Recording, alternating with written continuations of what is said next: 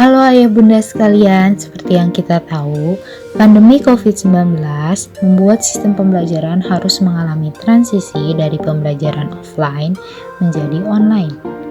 Karena transisi yang mendadak inilah, banyak dari siswa, guru, dan orang tua mengalami hambatan, terutama pada siswa atau anak-anak yang sering kali mengalami kejenuhan, stres, serta kecemasan. Nah, disinilah bukan hanya peran guru yang penting dalam proses belajar siswa, tapi orang tua pun turut serta mengambil andil sebagai pendukung atau penyemangat. Pada beberapa penelitian menunjukkan bahwa berbagai partisipasi orang tua memiliki dampak yang lebih besar pada prestasi akademik anak. Kenapa? Karena seseorang anak akan lebih merasakan mendapat manfaat ketika berdiskusi dengan orang tuanya terkait pembelajaran dan masalah sekolah. Nah, oleh karena itu, untuk memanfaatkan situasi ini sebaik-baiknya, berikut beberapa tips untuk membantu ayah bunda sekalian agar anak dapat beradaptasi dengan pembelajaran dari rumah. Yang pertama yaitu memiliki jadwal konsisten anak. Pada hal ini, menjaga rutinitas yang konsisten merupakan salah satu hal terpenting selama masa pandemi. Beberapa penelitian menunjukkan bahwa siswa yang memiliki nilai yang tinggi biasanya lebih baik dalam manajemen waktu.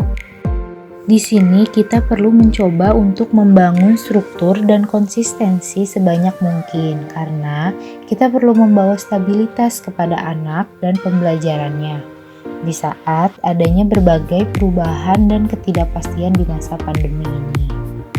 Di sini, orang tua dapat mengatur jadwal anak seperti jadwal makan, sekolah, dan mengerjakan tugas. Ada beberapa tips yang dapat diterapkan oleh ayah dan bunda dalam mengatur jadwal. Yang pertama yaitu cobalah untuk membuat anak-anak memiliki jadwal yang sama dengan yang mereka miliki ketika mereka pergi ke sekolah. Nah, itu artinya waktu bangun mereka yang sama, kemudian waktu untuk memulai tugas sekolah pada jam yang sama, dan waktu istirahat yang sama. Tentunya hal tersebut akan lebih baik jika dikomunikasikan bersama dengan anak. Karena menurut Dr. Hatton dari University of South Florida mengatakan, jika kalian adalah orang tua yang membantu anak dalam mengatur jadwal, maka lebih baik untuk mendiskusikannya bersama mereka. Yang kedua yaitu beri anak istirahat secara teratur.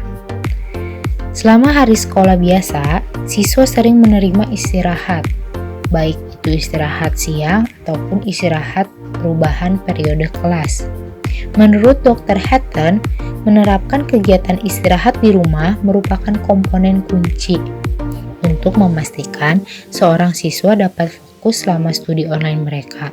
Karena kegiatan pembelajaran online yang mengharuskan siswa untuk berada di depan laptop dapat membuat siswa itu lama-kelamaan menjadi jenuh. Jadi, kita perlu memberikan fleksibilitas dalam jadwal, yaitu memberi anak waktu istirahat jika mereka merasa frustasi, cemas, atau sangat terganggu. Kemudian yang ketiga ada berdiskusi terkait pembelajaran. Nah, untuk mendukung pembelajaran anak secara efektif, kita sebagai orang tua perlu berdiskusi secara teratur dengan mereka.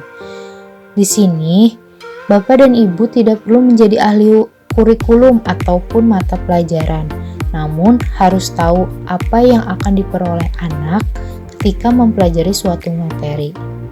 Jadi, kita perlu mencari tahu nih bagaimana perasaan mereka tentang suatu pelajaran dan tugas-tugasnya. Apakah mereka memiliki kendala, apakah mereka memiliki masalah terhadap suatu pelajaran atau tidak. Yang keempat yaitu berkomunikasi dengan guru sekolah. Di masa pandemi ini, ayah dan bunda dapat mencoba untuk memulai berdiskusi atau sering berdiskusi dengan guru terkait permasalahan atau pelajaran anak-anak. Menurut Carling, seorang ilmuwan di Asosiasi Penelitian di The Johns Hopkins University School of Education Center for Technology in Education, Beliau merekomendasikan untuk menyiapkan hari dan waktu setiap minggu untuk terhubung dengan guru. Karena biasanya guru akan memahami kompetensi dan kelemahan seorang siswa serta gaya belajar mereka.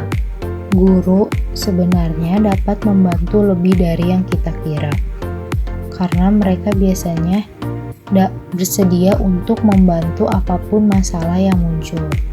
Jika seorang anak tidak menghadiri kelas, jika seorang anak tidak dapat menyelesaikan pekerjaan atau tugasnya, jika seorang anak sulit untuk mengatur rutinitas, hal tersebut dapat didiskusikan dengan guru.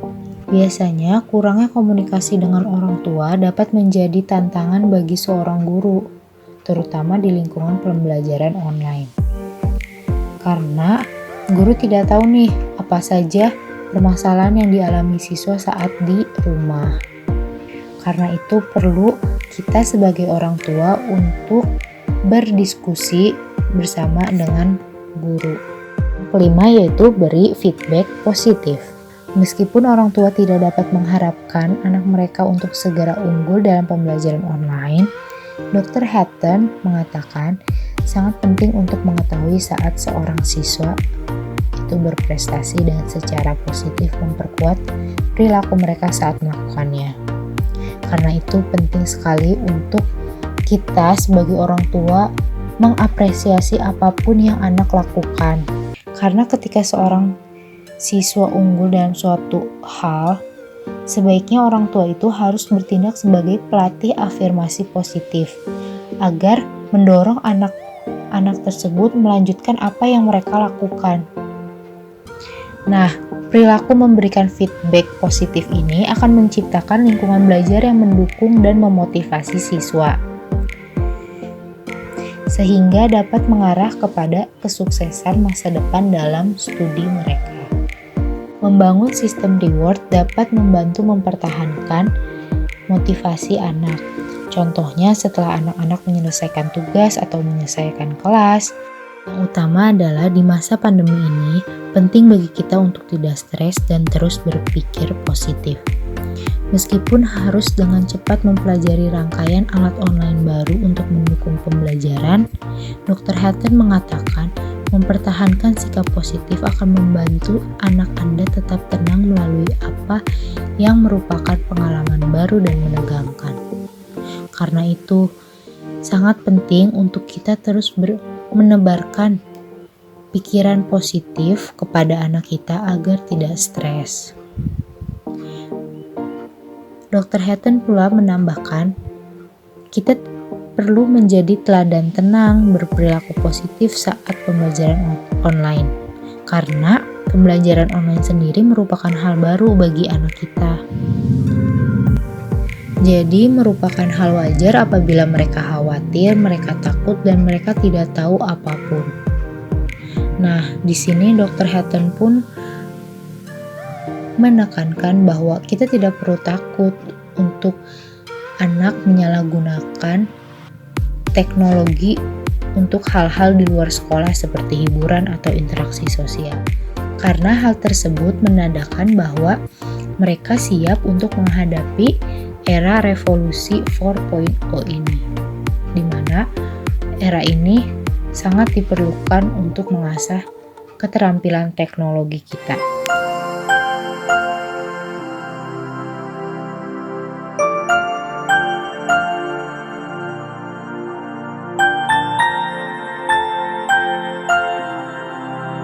Sekian pemaparan materi yang dapat saya sampaikan, kurang lebihnya mohon maaf. Wassalamualaikum warahmatullahi wabarakatuh.